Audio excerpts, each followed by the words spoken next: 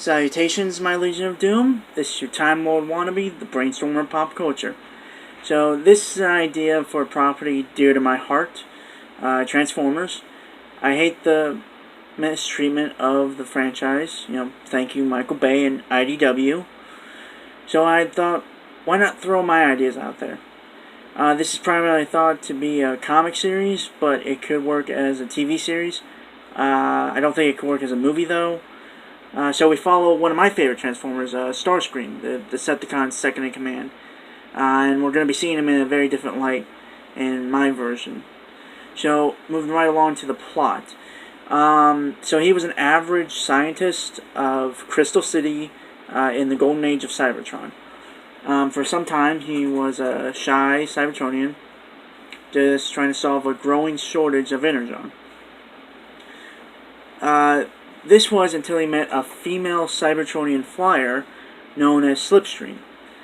And she was Starscream's polar opposite. While Starscream was analytical, quiet, and distant, Slipstream was energetic, outgoing, and adventurous. So, opposites attract. For a while, they were playful and teased each other and sending signals to each other. Until, finally, Starscream kissed Slipstream, showing how he truly felt about her.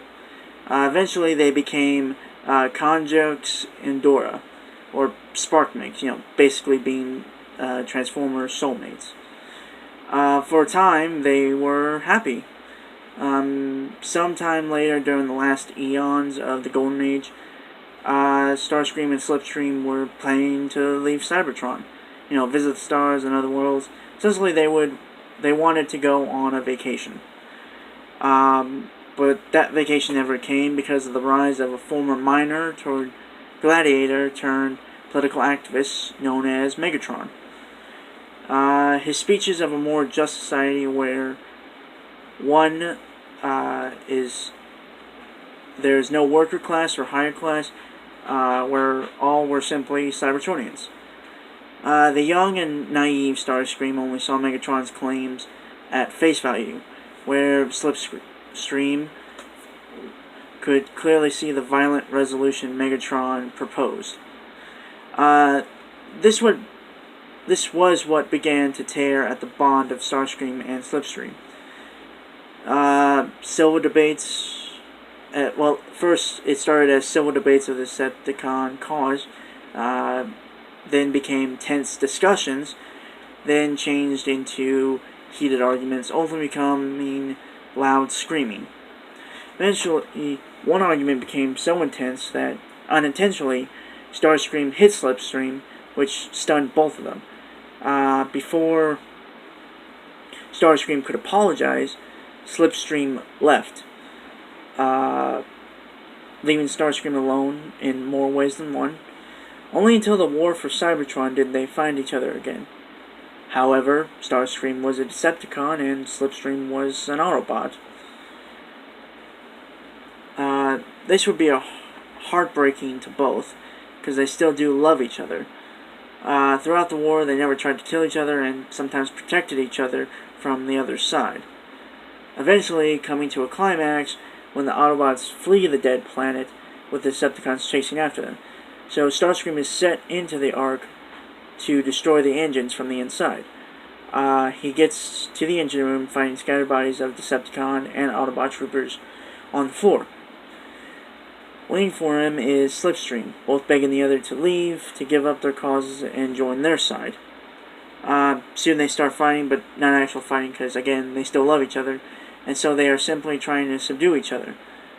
Only until Slipstream has him at blast point, which she again pleads with him, but before he can answer, a Decepticon trooper shoots Slipstream in the back, then the trooper dies.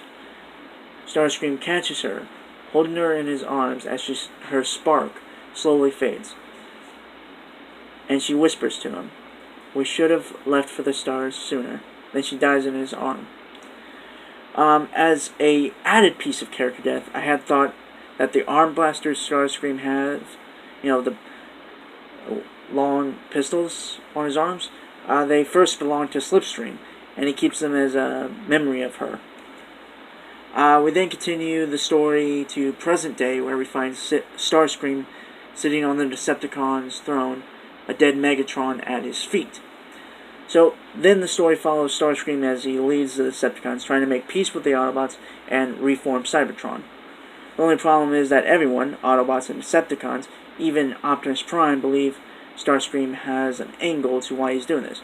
So basically, he's trying to prove to himself and everybody that he's really trying to turn over a new leaf. So, within the story, Starscream goes on a very human journey.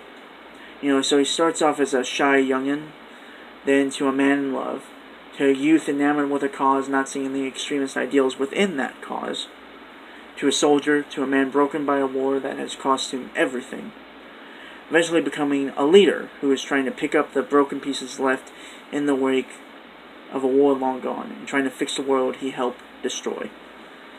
So, I loved Starscream, in the original cartoons and the Prime cartoon.